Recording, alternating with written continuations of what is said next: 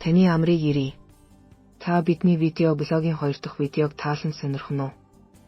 Өөрийн чинь үнэт зүйлс бол яг танд өөрт заясан алтны орд гэсэн үг. Яагаад би тэгж нэрлэмээр санагдаж байна вэ гэхээр жинхэнэ алт бол олдуурлах. Ашиглах зэрэгт нэлээд ажиллахаа шаардлагатай. Түүнтэй адилаар та бид өөртөө сайн ажиллах хэрэгтэй тэгвэл бид хүссэн зорилгоо бүтээж чадах чадвар бидэнд заяасан байгаа. Ямар ч байсан хийдэг булчин гэж байдаг бол тэр булчингаа хөгжүүлцгээе. Эндрю Хуберман бол Стэнфордын их сургуулийн нейробиологийн профессор юм. Тэр хүн тархины талаар ганц 2 зүйлийг мэддэг гэж өөрийгөө их даруйхнаар хэлж байсан. Мөн түүний сүүлийн үеийн хэд хэдэн судалгааг нэгтэлж үзэхэд тэрээр хүмүүн бидний хатуужлыг тэсвэрлэх чадвар, тархины тодорхой бүтцтэй нэгт холбоотой болохыг харуулсан тайлбарласан байдаг. Үүнд юу нь илүү сэтгэл хөдлөхөн байна вэ? Хэд хэдэн судалгаагаар тархины энэ бүтцийн массыг нэмэгдүүлэхэд хүргэдэг үйл ажиллагааг юу байдгийг тодорхойлсон. Энэ нь хүнд хэцүү зүйлсийг тэсвэрлэн давхад бидний сэтгэл хөдлөл бүхий сэтгэхгүй бол маш илүү сайн ач тустай маш том боломж гэжээ. Тэгвэл хэрхэн яаж үүнийг нэмэгдүүлэх вэ? Хуберман бичиг сорогчид гэж тодорхойлон нэрлэж хэрэгжүүлэхийн ач тусыг нийтэд санал болгосон байдаг. Энэ нь 2 минут хүйтэн шүршүүрт орох ба орондоо хэвтээд баймаар санагдах үедээ шууд фитнес юм уу жимийн зааланд очих, за ажлаа тараад гэртээ ирснийхээ дараа ядаж ганц цаг утсаа шууд хаавал ямар вэ?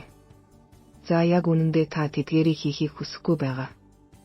Яагаад ч юм хүмүүс түнгүүгээр хагас цагч тэсэхгүй мэд дадал болсон байгаа. Эдгээр дээр дурдсан бүх зүйлс бол бүгд л бичиг сорогчдын жишээнүүд юм. Хийхийг хүсэхгүй байгаа зүйлээ хийх. Ба мөн эсвэл үнэхээр дуртай дур булаам санагдсан зүйлээ хийхгүй байх шаардлага өөртөө тавьж эхлэх хэрэгтэй. Та бид ямар ч байсан үүнийг хийх ёстой гэх нэрлэмээр булчингаа хөгжүүлэх чадвараа та шинээр хөгжүүлж чадаж байна гэсэн үг. Юуг би сая булчин нэрлсэн вэ? Та сайн боддоо. Би махбодын булчин хэлээгүйг анзаарна уу? Хэрэг танд зорилгодоо хүрэхийн тулд илүү их тууштай байх шаардлагатай бол ямар ч хамааралгүй. Бичиг сорогчдоосоо салах арга хэрэглэх нь зорилгодоо үнэнчээр хүрэх замдаа тохиолдох бүхэнд бууж өгөхгүй. Тууштай байдлыг хөгжүүлэхэд тань туслана. Дотоод болон гадаад саад бэрхшээлийг даван туулах чадвараа хөгжүүлэх нь зорилгодоо хүрэх. Мөн амьдралынхаа туршид зайлшгүй шаардлагатай ур чадвараа улам нэмэгдүүлж амьдрна гэсэн үг юм. Та анх нэгэн зүйлийг энэ л чухал гэж яагаад ихлүүлснээ үргэлж санаарай.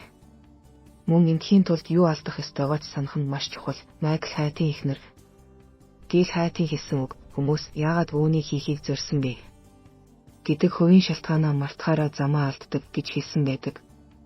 Тиймээс танд зорилго тавьсан тэр нэгэн цаг хугацаанд та яагаад үүнийг хийх болсон шалтгаан танд байж л таарна гэсэн үг.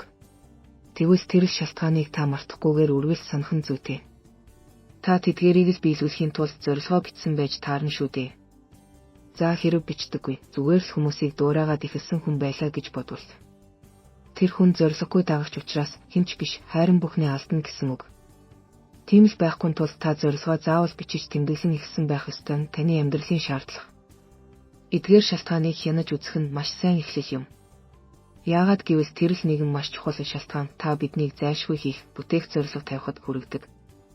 Тэрхүү эхлэхээс өөр аргагүй хүргэсэн таны тэр нэгэн өдрийн нэгэн том шалтгаан бол таны мөрөөдлийн төсөөлөл. Таныг бүр цааш нь бүтээлчээр хөтлөх чиглүүлэгч болно. Үргэлжлэл бий. Видео блогийн зочин танд баярлалаа.